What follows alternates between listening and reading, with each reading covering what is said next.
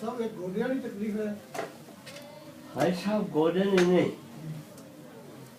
دیوتی ایک دیتی بڑی زمین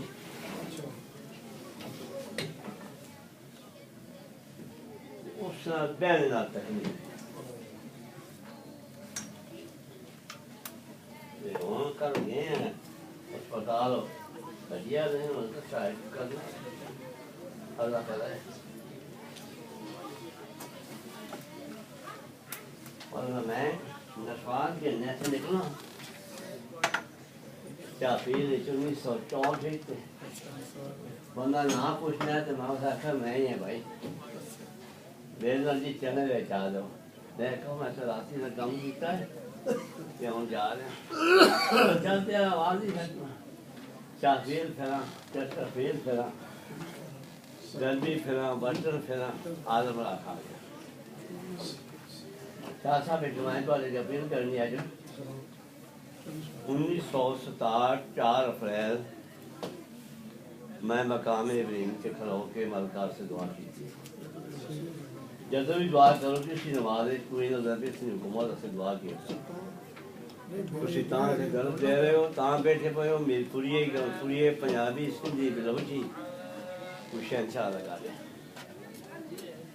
شہنشاہ کون تھی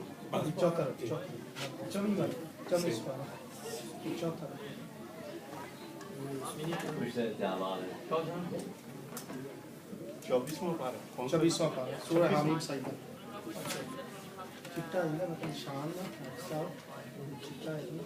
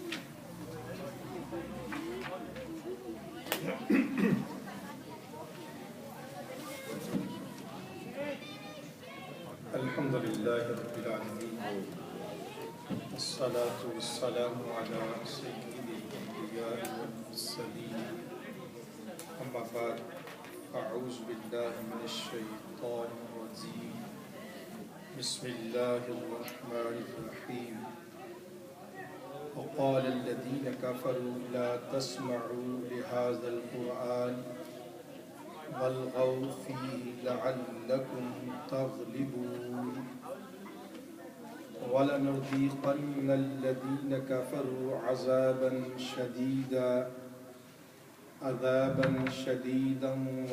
ولنجزينهم أسوأ الذي كانوا يعملون ذلك جزاء أعداء الله النار لهم فيها دار الخلد جزاء بما كانوا بآياتنا يجحدون وقال الذين كفروا ربنا أرنا الذين أضلانا من الجن والإنس نجعلهما تحت أقدامنا ليكونا من الأسفلين إن الذين قالوا ربنا الله ثم استقاموا تتنزل عليهم الملائكة ألا تخافوا ولا تحزنوا وأبشروا بالجنة التي كنتم توعدون نحن أولياؤكم في الحياة الدنيا وفي الآخرة وَلَكُمْ فِيهَا مَا تَشْتَهِي أَنفُسُكُمْ وَلَكُمْ فِيهَا مَا تَدَّعُونَ نُزُلًا مِّنْ غَفُورٍ رَّحِيمٍ صدق اللہ العظیم. اللهم صل على سيدنا ومولانا محمد وعلى آل سيدنا ومولانا محمد وبارك وسلم. حضرات چوتھا رکوع ہے سورہ حامیم السجدہ کا. اس میں جو پہلی آیت ہے یہ خاص طور پہ 26ویں آیت ہے جو میں جمعے کے خطبے ابھی شاہ صاحب نے بھی جو اشارہ کیا اس میں یہ آیت آپ ذرا غور سے دیکھیے گا. کل بھی جماعت اسلامی والے آئے ہوئے تھے اور دیوبندی حضرات بھی, ان سے بھی میں نے یہی کہا کہ جب آپ یہود و نصارہ کی بات کرتے ہیں تو اس میں دو طرح کے یہودی ہیں اور دو طرح کے عیسائی ہیں. قرآن مجید نے سورہ ممتحنہ میں خاص طور پہ ان یہودیوں عیسائیوں اہل کتاب کو جو مسلمانوں کو قتل کرتے ہیں, مسلمانوں کو تکلیف دیتے ہیں, وہ اور ہیں, اور جو تمہارے نیبرز ہیں چاہے وہ یہودی ہوں یا عیسائی ہوں تمہارے ساتھ وہ حسن سلوک کرتے ہیں, تمہاری خدمت کرتے ہیں, تمہارے ساتھ اچھا برتاؤ کرتے ہیں. اب جب پاکستان سے ہمارے لیڈر آتے ہیں تو یہاں کھڑے ہو کر بھی تقریریں وہی کرتے ہیں کہ یہاں جو یہود و نصارہ ہیں وہ ہمارے دشمن ہیں, اور اس میں پھر وہ دونوں کو ایک ہی صف میں کھڑا کرتے ہیں. اور حاجی قربان صاحب نے پرسوں یہ میرے لیے بھی یعنی ایک نیا, کل میں جمعے پہ یہ نکتہ کہوں گا کہ یہاں جو ہمارا ایم پی ہے وہ کون ہے, راجر گارڈ سے, وہ کون ہے, یہودی ہے. تو مسلمان ووٹ کس کو دے رہے ہیں, یہودی کو. تو آپ ایک طرف کہہ رہے ہیں کہ ان کو دوست نہ بناؤ اور دوسری طرف انہیں ووٹ بھی دے رہے ہیں. تو یہ جو ہمارے ہاں فکری طور پہ یہ جو یعنی عجیب و غریب بات ہے, ایک طرف آپ کہتے ہیں کہ دوست نہ بنائیں, دوسری طرف جتنے بھی سارے حضرات ہیں سارے کے سارے اس یہودی کو کیا کر رہے ہیں, ووٹ دے رہے ہیں. دوستی سے بھی ووٹ دینا کیا ہے. ایک اور کام ہوا ہے نا, شاہ صاحب کو پتا ہے, وہ بھی میری طرح لیبر پارٹی ہے. اچھا, ابھی جو لیبر پارٹی کا ہے نا ملیبینٹ, وہ بھی ہم نے سلیکٹ کیا ہے, ہم سب نے مل کر اس کو.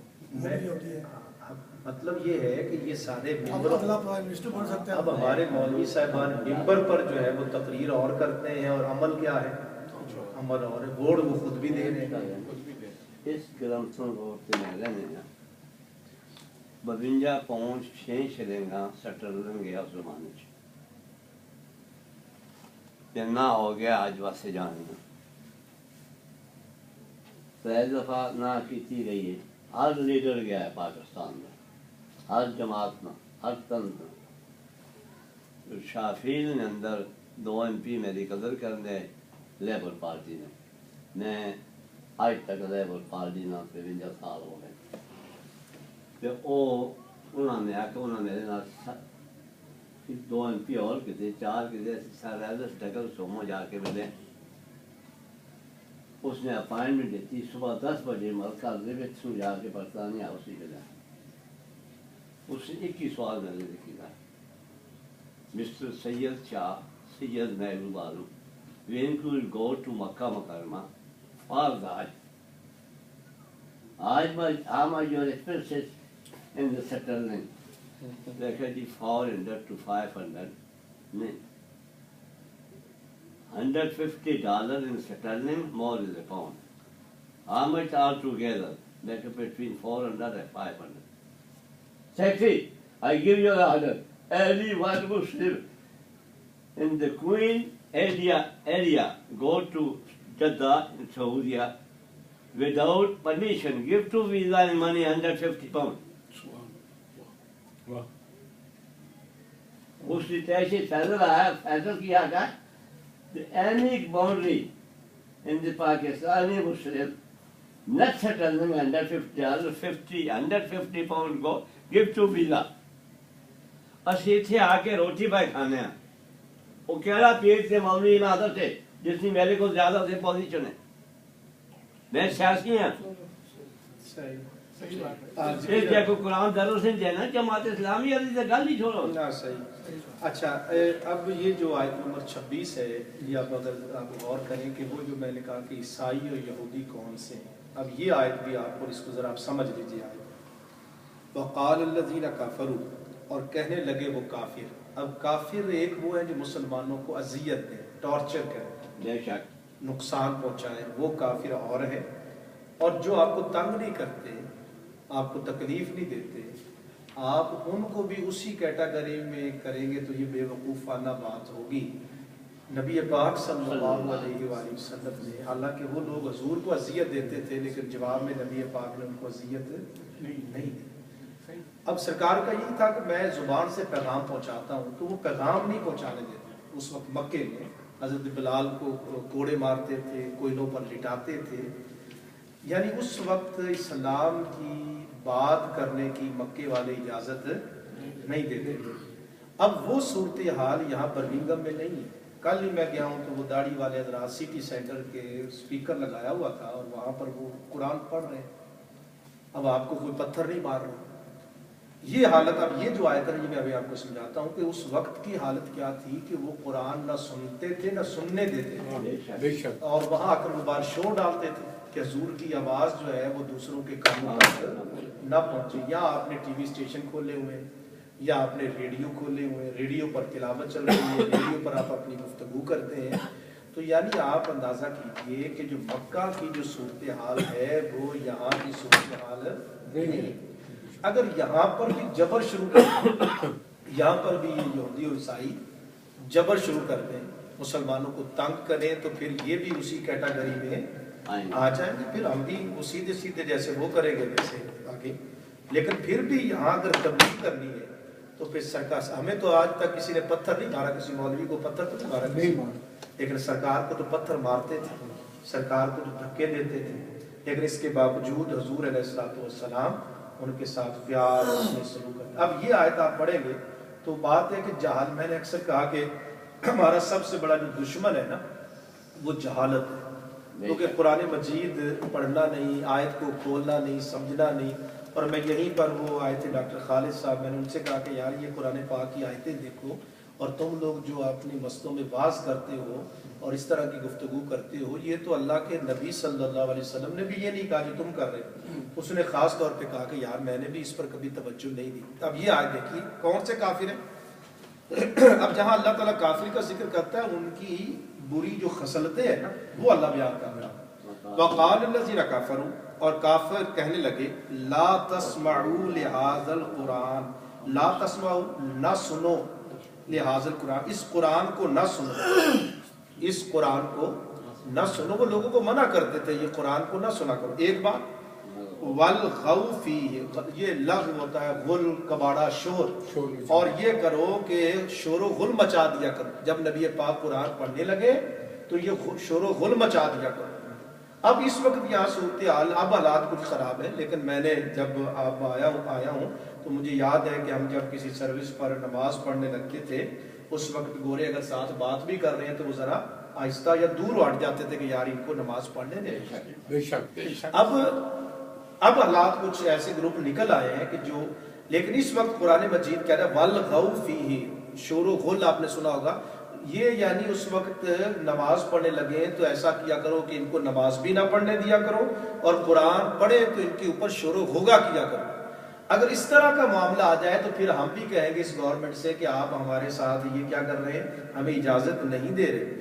ادھر ہم مسجد بھی دڑا دڑ بنائیں, چرچ خریدیں, یہ چرچ خریدیں, کوئی ہمارے پاس پابندی بھی نہ ہو. اور ہمیں تبلیغ کا ایک طریقہ بتایا ہوا ہے کہ اپنے اخلاق کے ذریعے سے تبلیغ کریں. تو پھر یہ طریقہ جو نبی پاک کا چھوڑ کر اگر کوئی کہے کہ نہیں جی ہم ان کے ساتھ بڑا ایسے مقابلے اور تم کر بھی کچھ نہیں سکتے, تو اس لیے یہ بے وقوفانہ اور حکمت سے دور بات ہے. قرآن اس کی تائید نہیں کرتا یہ جو لوگ کر رہے ہیں. آگے کہا والغو فیہ لعلکم تغلبون, اور شور و غل مچا دیا کرو اس کی تلاوت کے دوران. فی ہے جب یہ نبی تلاوت کرے نا تو شور ڈالا کرو. کیوں؟ یہ قرآن سنتے ہیں تو لوگ بدل جاتے ہیں, قرآن ان کے کانوں تک پہنچنے نہ دیا کرو. لعلکم تغلبون, تاکہ ہم اس طرح غالب آ جائیں, ہم ان پر غلبہ حاصل کریں. اب اللہ تعالیٰ فرماتا ہے یہ لوگ جو دنیا میں قرآن نہیں سنتے اور قرآن سننے سے روکتے ہیں، اب یہ ایکشن اگر کوئی مسلمان بھی کرتا ہے، دیکھیے ہمارا کیا معاملہ ہے کہ ہم نے باقی کا قصے کہانیاں والی کتابیں تو پڑھی ہیں، لیکن اللہ کا قرآن ہمارے اس لیے پڑھنے کے لیے وقت نہیں ہے. اور یہ بھی ہے کہ ہم حفظ پر بڑا توجہ ہے اور اس کو زبانی یاد کرنا، تلاوت ثواب کے لیے، لیکن اس قرآن کو سمجھ پڑھنے کا کلچر ہمارے ہاں کوئی نہیں ہے. کتنے لوگ ہیں یہاں نعت خوانی ہوگی تو کتنے آ جائیں گے، لیکن میں جمعے پر بھی اعلان کرتا ہوں، لیکن ہمارے مسلک میں اس قرآن کو سمجھ کر پڑھنے کا کلچر ہی نہیں ہے. یہ سمجھتے ہیں کہ جناب یہ تو ایسا کوئی معاملہ نہیں ہے، لیکن اب اگر براہ راست آپ اللہ کا کلام دیکھیں گے تو ثواب تو ملنا ہی ملنا ہے، لیکن ساتھ بندے کا دماغ بھی کھلتا ہے. اب آپ سے کوئی بات کرے، کوئی مطلب سلفی یا کوئی بات کرے کہ تم آپ اس کو آیات دکھا سکتے ہیں، یہ کون سے عیسائی ہیں جو شور و غوغا ڈالتے ہیں، جو آپ کو نماز نہیں پڑھنے دیتے، جو آپ کو عبادت نہیں کرنے دیتے؟ اگر یہاں اس وقت گورنمنٹ آپ کو پروٹیکٹ کرتی ہے تو اسلام یہ نہیں کرتا کہ ہر کسی کے ساتھ پنگا لے لو. جب تمہیں آزادی دیتے ہیں تو تمہارا بھی، جیسے شاہ صاحب کہہ رہے ہیں، ہمیں بھی اس ملک کی جو ہے وہ سلامتی کے لیے ہمیں اللہ سے دعا کرنی چاہیے، ان کے ایمان کے لیے بھی دعا کرنی چاہیے. اور یہ تو ہے کہ جو آخری دین ہے ان کے لیے، اور تب یہ ہوگا. ایمان ان کو کیسے ملے گا؟ ہمارے اخلاق کے ذریعہ سے، جیسے صوفیہ کرام نے طریقہ اختیار کیا وہی ہوگا. آگے چلتے ہیں جناب. اللہ فرماتا ہے کہ یہ جو دنیا میں شروع ہوگا کرتے ہیں، آیت نمبر 27، فَلَنُذِيقَنَّ، ہم ضرور چکھائیں گے. یہ نا ذائقہ لفظ، ذائقہ اس کا مادہ کیا ہے؟ ذائقہ. کل نفس ذائقۃ الموت. فَلَنُذِيقَنَّ، لام تاکید کے لیے، اور نون اس کو عربی میں ثقیلہ کہتے ہیں. پس ضرور چکھائیں گے الذین کافروا، ان کافروں کو، عذابًا شدیدا، اللہ فرماتا ہے ہم ان کو شدید عذاب چکھائیں گے. اب یہاں چکھانے کا بات کیوں کی، دینے کی کیوں بات نہیں کی؟ اس لیے کہ چکھا تھوڑا جاتا ہے، کھایا پیٹ بھر. کہتے ہیں تھوڑا سا چکھ لے. چکھنا، اللہ نے چکھنے کا تذکرہ کیوں کیا؟ کہا کہ جب چکھنے کی اتنی زیادہ درد اور شدت ہوگی، جب عذاب کھلایا جائے گا تو کیا ہوگا؟ یعنی معمولی سی بات چکھنے کی بات کی کہ عذابًا شدیدا، ان کو شدید عذاب دیا جائے گا. وَلَنَجْزِيَنَّهُمْ، اور انہیں جزا، اس کا جزا لفظ آپ نے سنا تھا، ضرور ہم جزا دیں گے، بدلہ دیں گے ان کو. اسوا، یہ 100 ان سے نکلا، 100 کہتے ہیں برائی. الذی، ان لوگوں کو، کانوا یعملون، اس کا نافرمانی کا بدلہ ہم ان کو بہت برا دیں گے، جو ان کے برا اعمال ہیں ان کی سزا دیں گے.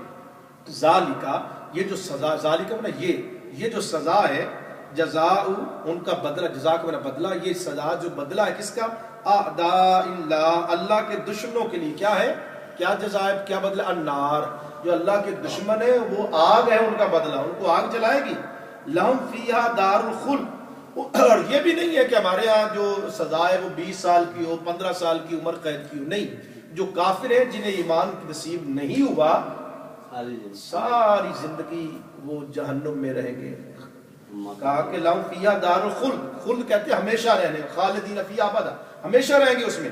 جزاء بما کانوا بآیاتنا یجحدون، یہ سزا ہے ان کے لیے، بآیاتنا، ہماری آیات، یجحدون ہوتا ہے روکنا، جو ہماری آیتوں سے روکتے ہیں، یہ ان کے لیے سزا ہے. اس لیے اللہ کا کلام، اللہ کا قرآن جو ان سے روکتے ہیں. تو میں اکثر جمعے بھی اور آپ کو بھی کہا کرتا ہوں کہ ہمیں کوئی ڈر نہیں. کل کوئی بندہ آ کر اس قرآن کو کورٹ میں لے جانا چاہے، وہاں گفتگو کرنا چاہے اس آیت پر، قرآن پر، تو ہمیں اس میں کوئی مسئلہ نہیں. اس لیے کہ وہ اور لوگ ہیں جو روکتے ہیں سائنس کی ترقی کو، ہمیں مسئلہ نہیں ہے. یہ قرآن تو ہم نے تو اس پر توجہ نہیں دی.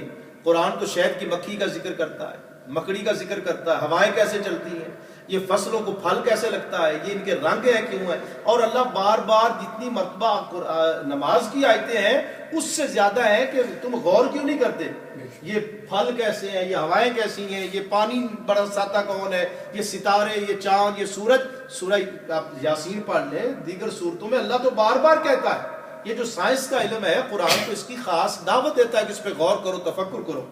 آگے جناب چلتے ہیں. وقال الذین کفروا، اور کافر کہیں گے قیامت کا جب برپا ہو جائے گی اس وقت پھر کافر کیا کہیں گے؟ دنیا کا عذاب تو ہے ہی، آخرت کا عذاب ہے. ربنا، اے ہمارے رب، آرینا، دکھا ہمیں، آرینا دکھا ہمیں، الذین، وہ لوگ ہمیں دکھا، اضلانا، جنہوں نے ہمیں گمراہ کیا. کون ہے؟ من الجن والانس، جو جنوں اور انسانوں میں سے وہ بندے دکھا وہ لوگ دکھا جنہوں نے دنیا میں ہمیں گمراہ کیا تھا، غلط راستے پر لگایا تھا، غلط راستے کی طرف لے کر گئے تھے. کیا کریں ہم؟ نجعلہما، ہما کہتے دو، نجل ہم بنائے ان کو دونوں کو، کہاں بنائے؟ تحتا نیچے، اقدام قدم کی جمع، ہم ان کو اپنے پاؤں کے نیچے لے آئیں. یعنی اتنا غصہ ہوگا کہ جس دنیا میں جنہوں نے ہمیں غلط راستہ دکھایا تھا، غلط طرف لے کر جا گئے تھے، ان کو آج ہمارے سامنے لا، ہم ان کو اپنے پاؤں کے نیچے رون دیں، پاؤں کے نیچے رگڑ دیں ان کو. کیوں؟ لِيَكُونَ مِنَ الْأَسْفَلِينَ، تاکہ وہ پست ترین لوگ. اتنا غصہ ہوگا کافروں کو کہ یہ لوگ تھے جن سے کی ہم باتیں سنتے تھے، انہوں نے ہمیں غلط راستہ بتایا، آج ہم ان کو پاؤں کے نیچے جو ہے وہ کچل دیں. غصہ اتنا آئے گا. یہ تو ہے کافروں کو اللہ تعالیٰ فرماتا ہے ہم شدید عذاب دیں گے. اور یہ اللہ کا کلام، اگلی آیتیں جو یہاں سے شروع ہو رہی، یہ معاملہ نہیں ہے جو اکثر میں درس میں بھی اور جمعے بھی عرض کرتا ہوں کہ موت سے ڈرے وہ جس نے اللہ سے غداری کی ہو، اللہ تعالیٰ سے جو ہے وہ دشمنی کی ہو، حضور کی بات نہ مانی ہو. لیکن جو اہل ایمان ہے ان کے لیے حضور نے فرمایا موت المومن تحفہ، تحفۃ المومن موت. مومن کے لیے جو تحفہ ہے وہ موت ہے. موت سے بڑھ کر بندہ ہے مومن کے لیے کوئی تحفہ. لیکن ہمارے ہاں تبلیغ بھی ہماری تھوڑی سی راستے سے ہٹ کر ہوئی. ڈرا اتنا دیا گیا قبر سے کہ کسی بندے کا مرنے کو دل ہی نہیں کرتا. قبر کا نام سن کر ڈر جاتا ہے بندہ. بابا 90 سال کا بھی ہو، قبر کی بات آئے گی تو ڈرنا چاہیے. لیکن اگر وہ متقی ہے، اگر وہ پرہیزگار ہے، اگر وہ بازانی نہیں ہے، اس نے پاک دامنی کی، اس کے حلال کمایا، تو اس کو تو خوش ہونا چاہیے. اور میں نے حضرت بلال کی بات سنائی، آخری وقت آیا تو بیوی رونے لگی کہ تو جا رہا ہے. حضرت عمر نے، حضرت بلال نے ڈانٹا بیوی کو کہ میری خوشی کا دن آ رہا ہے تو رو رہی ہے. اب تو میں دنیا کی مصیبتوں سے، جھنجھسوں سے چھوڑ چھاڑ کر جو ہے وہ میں جا رہا ہوں. اور صوفیہ کے کہتے ہیں خودکشی حرام نہ ہوتی تو ہم نے اس دنیا کو کیا کرنا، یہ مصیبت میں پھنسے ہوئے سے جان چھوٹے ادھر سے. اس اعتبار سے موت کا جہاں تک معاملہ ہے، یہ بندہ مومن کو آپ ڈرائیں بھی، لیکن یہ ایک ہی طرف کا راستہ نکال لینا کہ قبر میں سانپ ہوں گے، بچھو ہوں گے، اور بندہ کہتا ہے یار نمازہ بھی پڑھی نہ پھر بھی سانپ تے بچھو ہونے کے 4 دن رہتے رہ لئی. اب اس کو وہ نہیں دکھاتے کہ یار تم نے تہجد پڑھی ہے، تم نے اللہ اللہ کیا ہے، تم نے غریبوں کی مدد کی ہے، تیرے لیے تو آگے پورا پروٹوکول ہے. اب اگر یہ رخ ہم دکھائیں گے تو بابا بھی، اگر بابے نو کہا جائے کہ ہوں بڈھی تو فوت ہوگی لیکن اگے جناب ہوئی جوان ہو کے سامنے کھڑی ہے، اب وہ بابے کا ہوگا نا کہ میں اپنی بیوی جو فوت ہو گئی تھی، اب میں جاؤں گا تو وہ بھی 30 سال کی ہوگی، میں بھی ہوں گا، تو اس کا دل نہیں کرے گا بیوی سے جا کر ملوں. مومنہ اگر متقیہ ہے جن کی بیوی فوت ہو گئی یا بیوی کا خاوند فوت ہو گیا تو ان کو کون ملائے گا؟ موت ہی تو ملائے گی. یا بیٹا تھا جوانی میں 18 سال میں بچہ فوت ہو گیا، ایکسیڈنٹ ہو گیا، ماں تڑپ رہی ہے، اب اگر ماں ملنا چاہتی تو کون ملائے گا اس کو؟ اس کو موت ہی ملائے گی نا. بابا تھا فوت ہو گیا، بابے کو کون ملائے گی؟ تو یہ جو رخ ہے موت کا، یہ ہماری تبلیغ میں اگر ہو بیلنس کے ساتھ، اس سے یہ ہوگا کہ بندہ مومن جو ہے وہ موت سے گھبرائے گا نہیں، بلکہ وہ موت کا بھی شوق پیدا ہوگا. اللہ تعالیٰ کے جو بندے ہیں وہ موت کا شوق ہوتا ہے، اور ان کو فرشتے، آگے آپ سنیں گے وقت موت فرشتے آتے ہیں. یا دو، ابھی اگلی آیت میں پڑھوں گا تو 2 تفسیریں. ایک علماء فرماتے ہیں نہیں، اس سے مراد یہ کہ ڈیتھ کے وقت، جب موت کا وقت آتا ہے تب فرشتے آتے ہیں. بعض کہتے ہیں نہیں، صرف موت نہیں ہے، جو نیک آدمی ہوگا تو ان کو دوسری زندگی میں بھی اللہ فرشتے بھیجتا ہے. بعض اوقات وہ کبھی لڑکھڑانے لگتا ہے، دل میں ڈر پیدا ہوتا ہے، فرشتے آتے ہیں اور اس کا وہ حوصلہ بتاتے ہیں. نظر نہیں آتے لیکن ان فرشتوں کے ذریعے اللہ تعالیٰ مدد کرتا ہے. یہ اب آگے آیت سنتے ہیں. ان الذین قالوا ربنا اللہ، بے شک وہ لوگ جنہوں نے کہا ہمارا رب اللہ ہے. اب اللہ کیسی اللہ کو مانا جائے؟ اللہ کو اب کئی فرقے نکل آئے. اللہ کو کئی کہتے ہیں کہ جناب یا نہ بندہ دہریہ ہو کہ رب ہے ہی کوئی نہیں، اور کچھ وہ ہیں وہ کہتے ہیں کئی رب ہیں. اصل کیا عقیدہ ہے کہ ایک رب ہے. یعنی رب کو ایک مانا، پھر اس کے رسول کو مانا، پھر اس کی ختم نبوت کو مانا، پھر اس کی اہل بیت کو، نبی پاک کی اہل بیت کو مانا، صحابہ کرام کو مانا. جنہوں نے یہ ادب کیا ہے وہ ہے ایسی، اور ثم استقاموا، اس پر ثابت قدم رہے. اس لیے بزرگ فرماتے ہیں کرامت جو ہے وہ اپنی جگہ، لیکن الاستقامت فوق الکرامت، کرامت سے زیادہ استقامت ہے. کرامت تو یہ ہے کہ کبھی کسی کو آنکھیں بند کرو کوئی چیز دکھا دی، لیکن استقامت یہ ہے کہ بندے کی زندگی کے اندر جو ہے وہ اتنی استقامت ہو کہ جو ساتھ رہنے والے پیر پٹھان ہوئے، یہ جو بزرگ حضرت شاہ سلیمان توسوی رحمۃ اللہ، ان کو پیر پٹھان کہتے ہیں. ان کے پاس کوئی شخص گیا اور اس کا یہی تھا کہ آج کل جیسے ہے کہ یہ بابا جی پھونک ماریں گے، کوئی کرامت دکھائیں گے، کوئی خواب میں نظر آ جائے گا. تو ان کے پاس وہ مہینہ رہے تو مہینے کے بعد کہنے لگے کہ حضرت اب میں واپس جا رہا ہوں. فرمایا آئے کس لیے تھے؟ کہا جی میں تو کوئی کرامت دیکھنے آیا تھا, کرامت کوئی نظر نہیں آئی.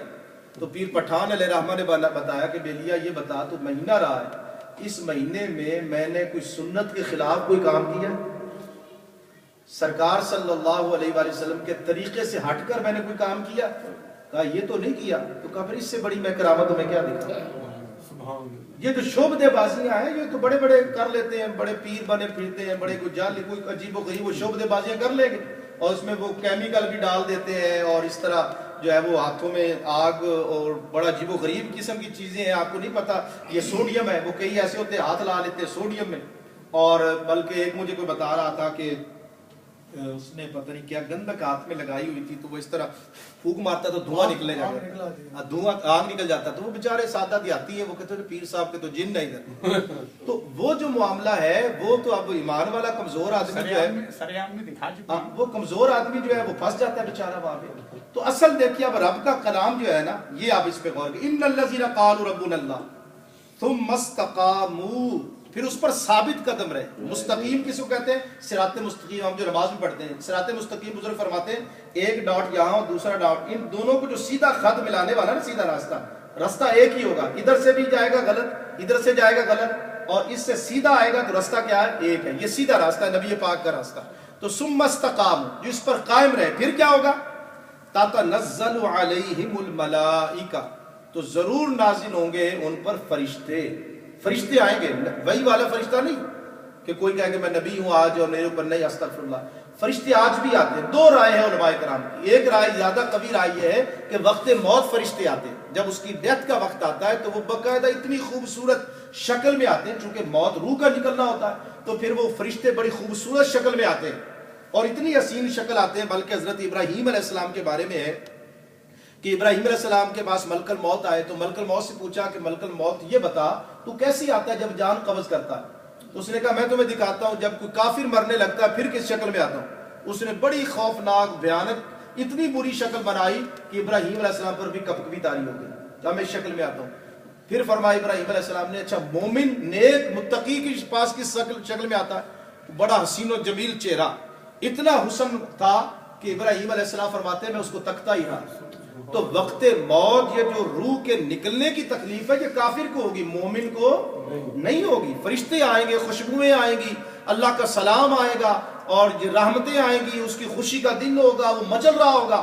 بلکہ بعض حدیث میں آتا ہے کہ جب اگر ڈیلے کرتے ہیں نا ان کے جنازے کو, تو کہتا ہے میت کہتی ہے کہ کیوں میں اپنے گھر جانا چاہتا ہوں, جلدی لے چلو مجھے.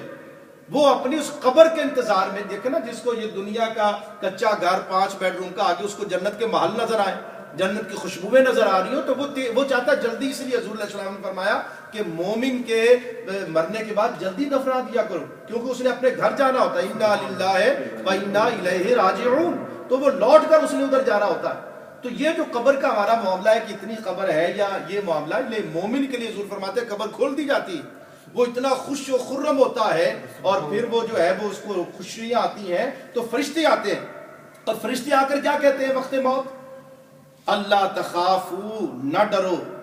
فرشتے کہتے ہیں اب ڈرنے کی بات نہیں ہے. ولا تحزنو, نہ غم کرو, حزن بھی نہ کرو, خوف بھی نہ کرو, غم بھی نہ کرو. دونوں. ولی کی کیا پہچان ہے؟ الا ان اولیاء اللہ لا خوف علیہم ولا هم یحزنون, ولی کو نہ خوف ہے نہ غم ہے. تو یہ آ کر وہ خوشخبری دیتے ہیں فرشتے کہ تمہیں نہ غم کرو نہ کچھ اور معاملہ کرو, بلکہ اللہ تعالیٰ. اور یہ قبر میں بھی بشارتیں آتی ہیں. ایک بزرگ ہوئے ہیں حضرت ثابت البنانی, ان کا وہ دعا مانگا کرتے تھے حضرت ثابت البنانی رضی اللہ تعالیٰ عنہ, اور یہ حضرت انس بن مالک کے شاگرد ہیں. ان کی دعا کیا ہوتی تھی؟ جب بھی نماز پڑھتے تھے یہ دعا مانگتے تھے, یا اللہ مجھے قبر میں بھی نماز کی توفیق عطا فرما. یعنی ان کو سجدے کا اتنا شوق تھا اور جو لذت انہیں نماز میں آتی تھی, تو وہ یہ دعا مانگتے تھے ہر نماز, کچھ اور نہیں مانگنا, یا اللہ قبر میں بھی مجھے نماز پڑھنے دینا. تو وہ بزرگ فرماتے جب ان کو دفنایا گیا تو دیکھا دفنا کے مٹی ڈالنے لگے, تو وہ بزرگ اٹھے اور اسی طرح سجدے میں چلے گئے. انہوں نے پھر سیدھا کیا, پھر وہ سجدے کی حالت میں, تو انہوں نے کہا ان کی دعا قبول ہوگی. انہوں نے سجدے کی حالت میں ان کو دفنا دیا. حضرت ثابت البنانی ساری کتابوں میں موجود ہے. تو اس لیے قبر کا جو معاملہ ہے یہ اتنا, آپ ماشاءاللہ نیک ہے, مسجد سے محبت کرنے والے, ذکر اذکار کرنے والے, تو نیت اپنی خالص ہونی چاہیے. لیکن اس سے پہلے جو اکثر میں جمعے پہ بھی بعض بھائی کہتے ہیں شاہ جی اس پر زور دیتے، اس لیے اس پر زور نہ دیا جائے پھر کام نہیں بنتا. ایون اگر عبادت کسی اور نیت کی جائے تو ثواب نہیں ملنا قیامت والے دن. اگر اس لیے ہو کہ نہیں میں رب کے لیے پڑھ رہا ہوں، امام صاحب بھی نماز اس لیے پڑھائیں کہ مقتدیوں کے لیے ہے تو کچھ نہیں ملے گا، مقتدی اس لیے پڑھیں کہ ہم اس کے لیے. اس لیے پہلی بات جو دیکھی جاتی ہے وہ اخلاص کی، یہ عمل تو کر کس کے لیے رہا ہے. تو وہ اگر رب کے لیے ہے تو قیامت والے دن مل جائے گا، نہیں ہے تو پھر کچھ نہیں ملے گا. تو اس لیے فرمایا علیہ، آگے فرمایا ولا تحزنوا، اور نہ غم کرو، وابشروا، اور تمہیں خوشخبری ہو، تمہیں بشارت ہو. کس کی بشارت ہو؟ آگے الفاظ کیا؟ بالجنہ، تمہیں جنت کی خوشخبری ہو. یہ وقت موت بندہ مومن کو جنت کی خوشخبری آ جائے گی کہ تجھے خوشخبری ہے، فرشتے آ جائیں گے. التی کنتم توعدون، یہ ہے وہ جنت جس سے تمہیں وعدہ کیا جاتا ہے. وقت موت حضور فرماتے جنت دکھا دی جائے گی. وہ خوش ہوتا ہے وقت موت. وہ فرشتے کہتے ہیں نہ گھبرا، یہ ابھی تو کینسر کا مریض تھا، یہ ہو سکتا ہے تیری بازو ٹوٹا ہوا ہے، تیری آنکھیں نہیں ہیں، نابینا. فرشتے آ کر کہتے ہیں کہ نہ گھبرا، مصیبتیں اب ختم، اب نئی زندگی شروع ہو گئی، اب سامنے جنت ہے. جو متقی پرہیزگار ہے اس کی حال، جو بدبخت ہوگا اس کا معاملہ پہلے ہے کہ ہمیشہ عذاب اس کا رہے گا. تو فرشتے کہتے ہیں کہ بالجنت التی کنتم توعدون، توعدون وعدہ، جس کا تم سے وعدہ کیا گیا تھا یہ جنت ہے اب تمہارے سامنے. وہ حدیث میں آتا ہے وہ جنت پھر نظر دکھائی جاتی. فرشتے اللہ تعالیٰ فرماتا ہے کہ اب اس کے پردے ہٹا دو.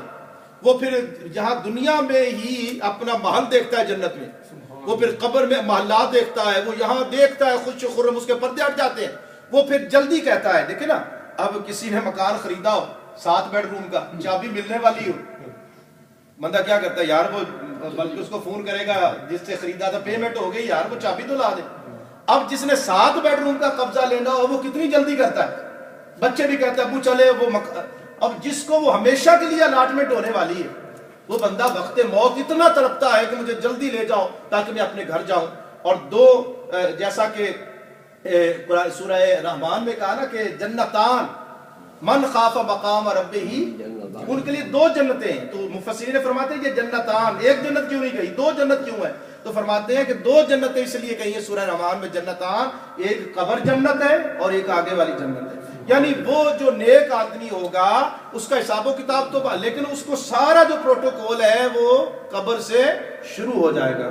قبر سے اس کو ساری لذتیں، سارے آرام، سب کچھ جو ہے وہ نصیب ہونا شروع ہو جائے گا.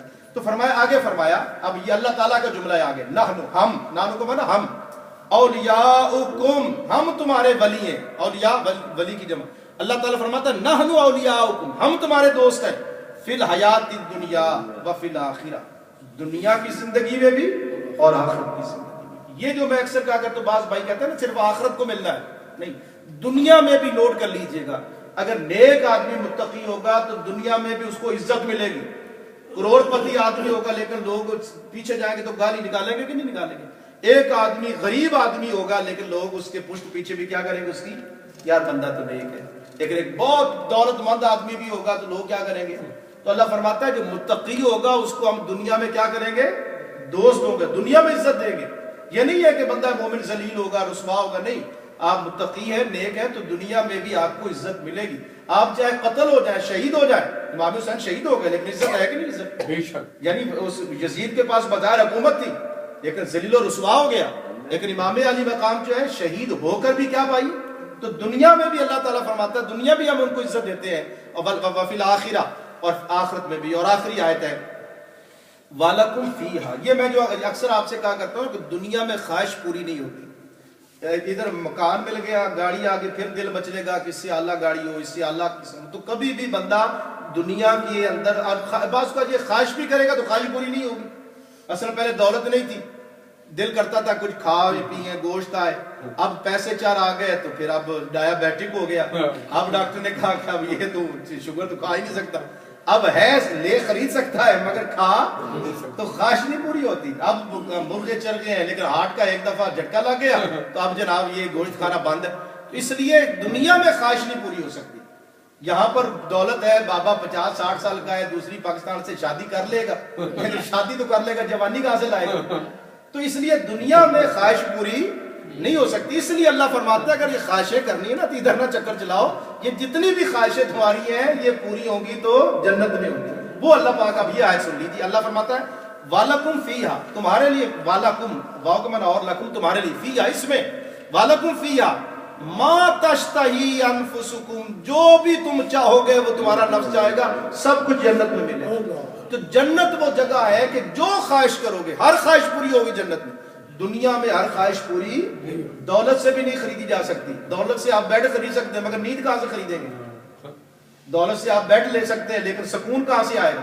इसलिए नींद अल्लाह ताला अता करता है। तो इसलिए आयत में फरमा वालकुम फीहा मा तश्तही अनफुसुकुम वालकुम फीहा मा तदउन, और अल्लाह फरमाता है तुम्हारे लिए इसमें हर वो शय है जो तुम्हारा जी चाहेगा, जो चाहोगे। और सूरह वाक़िया जरूर पढ़िएगा, सूरह वाक़िया। अल्लाह फरमाता है ला मक्तूवा, मैं इतने फल दूंगा कम भी नहीं होंगे, शॉर्टेज भी नहीं होगी, और तुम्हें मना भी कोई नहीं करेगा। जितना मर्जी खा जाओगे, कोई शुगर डायबिटिक वाला मामला नहीं होगा, कोई वेल बंद शंद का मामला, जो मर्जी खाओगे। और जन्नत में परिंदों का गोश्त होगा, ये भी सूरह वाक़िया में अल्लाह ने खोल कर बयान किया।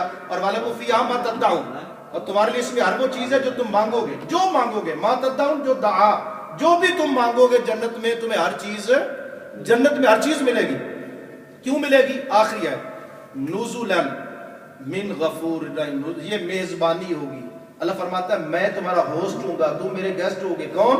मिन गफूर रहीम, ये तुम्हारी दावत होगी गफूर रहीम की, अल्लाह की तरफ से। कुरान सुहाग है, खुदा दे बंदे हो। शाह साहब ने जी गल की थी, सदे कराए शाफी सदे मस्जिदां वक्फ नहीं है, दो टंगा वाला बंदा है, डंगे पैर उस तुमने दो इतलात आना है, केड़ी जुबान अच्छी बोल सकते हो? मैं तू, उसने कहा मेरा दादा दादी को